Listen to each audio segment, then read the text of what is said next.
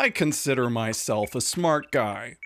My use of the English language is almost always clear, precise, and free of silly mistakes. Not when you're drinking, Tyler. I'm not talking about when I'm drinking. Oh. I don't drink all the time. I don't drink at work. Hey. What? You don't go to work with me. I smell your breath when you come home. I stop in at the bar on my way home. Okay, Tyler, whatever you say. We're off to a great start for our first video in months. Hi, everyone! Hi! Yeah, did you miss us? No? Well then, fine. Like I was saying, I'm usually pretty good with English, but even I struggle with a certain little punctuation mark. Can you guess which punctuation mark that is, Jimmy? What's a punctuation mark? Wow. I did not think you would be confused about that. You know, when you ask a question and that little wiggly line with a dot under it. You mean the nose with a booger falling out? What? Yeah, you know, the thing at the ends of sentences that looks like a nose and it has a dot at the bottom, so I always think you just lost a booger. Commas. Commas can be confusing. The thing where you go to sleep for a really long time? That's a comma. Oh. I was originally going to do 3 different punctuation marks. I am so glad I'm sticking to just one. Me too. Anyway, commas. You may think you know how to use them, but you don't, and neither do I. Completely. Let's see if we can conquer these little bastards once and for all. Now, I could tell you the history of the comma and how it came about, but do you really care about that crap? No. Well, if any of you care, go check out the comma's Wikipedia page. Yes, there is a comma Wikipedia page. Wow. Who's their agent? The exclamation point. Good one, Tyler. That's the nose that's been punched. Ooh, yeah. That's why it's so emphatic. Okay, getting to our lesson. When to use a comma. Number 1. When separating 2 independent clauses using a coordinating conjunction Tyler, you don't say clauses, they're just claws. A clause is a group of words that have a subject and a predicate. Examples... What the hell's a predicate? I'll get to that. A clause is a group of words that have a subject and a predicate, and 2 examples of that would be Jimmy interrupts a lot. Tyler becomes frustrated. What's a predicate? Do you know what a subject is? You? Or you. Or whatever's the thing in the sentence we're talking about. While the predicate is what that person or thing is doing. In our example sentences, That's not a verb. In our example sentences, Jimmy and Tyler are the subjects. And interrupts a lot and gets frustrated are the predicates. May I continue now? Okay. Like I was saying, when to use a comma. Number 1, when separating 2 independent clauses using a coordinating conjunction, such as... What's a quarterback conjuncture? I don't know, Jimmy. But a coordinating conjunction are words like... What even are you saying? Words like and, but, or, so, yet, nor are all conjunctions, and they link parts of a sentence together. Would be a conjunction? When to use a comma. Number 1, when separating 2 independent clauses using a coordinating conjunction. What is an independent clause? Is that like the DEWCLAW? You remember what a clause is. I told you what a clause is, right? Me and you? No, we're the subject in the clause. A subject and a predicate. Remember, a subject and the it's doing. That's a clause. Right, okay. And an independent clause is a clause that makes sense by itself. Both our example sentences are independent clauses. Would Tyler be an independent clause? I think so. If any of you are smarter than us, leave it in the comments. Psst, Tyler. Come here.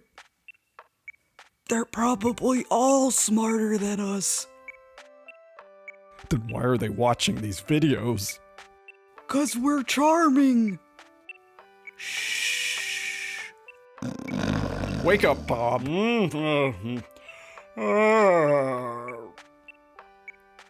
Charming, yes. When to use a comma. Number 1, when separating two independent clauses using a coordinating conjunction. I can't even speak anymore. Yeah, you lost me on that last part. Number 1, when separating two independent clauses using a coordinating conjunction, such as in the example sentence, Jimmy interrupts a lot, so Tyler becomes frustrated. Number 2, when separating 3 or more words, phrases, or clauses written in a What series. was the clause again? A group of words that have a subject and a predicate. Right. And then the great conjunction is... And, but, or, so, yet, nor, like that. You see this? I've got 6 examples of when to use a comma. I haven't gotten past number 2. My head hurts. Did we get past number 2? Did we finish with number 2? I was gonna give you a better example sentence. You know, a list of words. Like, for example, Jimmy woke up, ate breakfast, walked the dog, and came home to annoy the living shit out of his brother. Hey, Tyler. Are you supposed to use a comma or not use a comma when it's before and? Funny you should ask. You can leave off that last comma between dog and, but in proper written English, you would still use it. Okay, number 3. When replacing parentheses. Example, Jimmy... Hey, Tyler. What?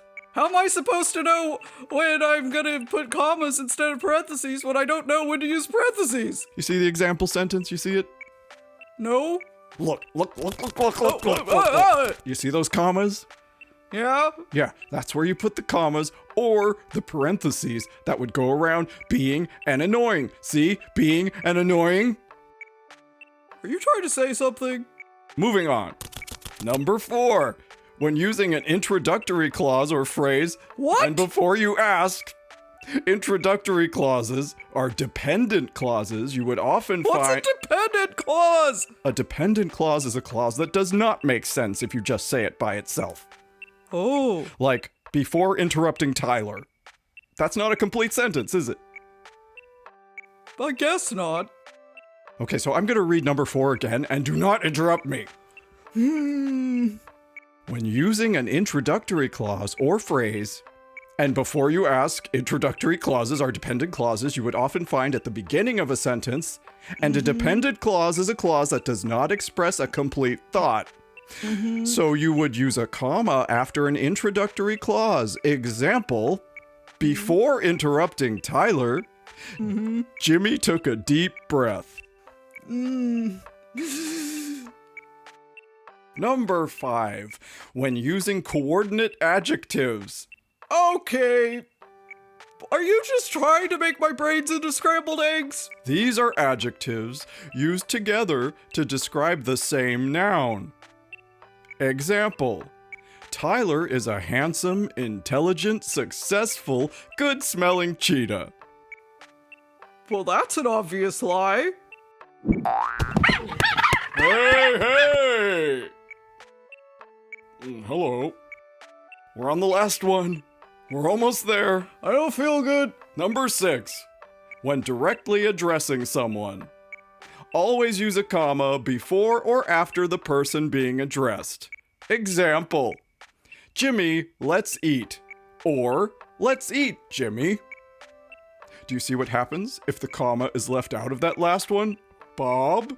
Don't ask Bob about that. Aha, you understand. Now here's a couple of examples of when not to use a comma. There's only 2. Number 1. Do not use a comma to separate 2 independent clauses without a coordinating conjunction. This is incorrect. In this instance, if you aren't using a coordinating conjunction, you would use a semicolon.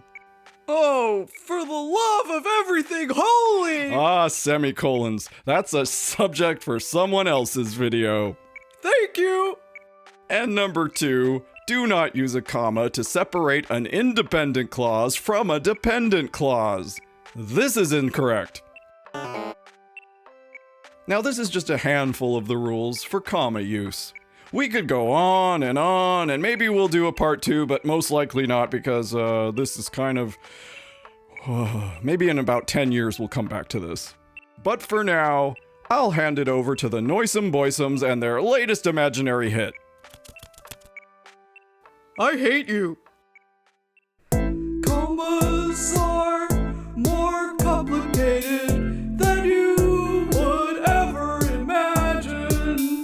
There are all kinds of crazy terms to remember.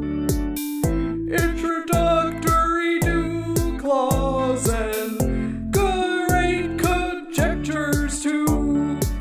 Coordinated conjunctions and predicaments. Subjects independent clause. But let me just tell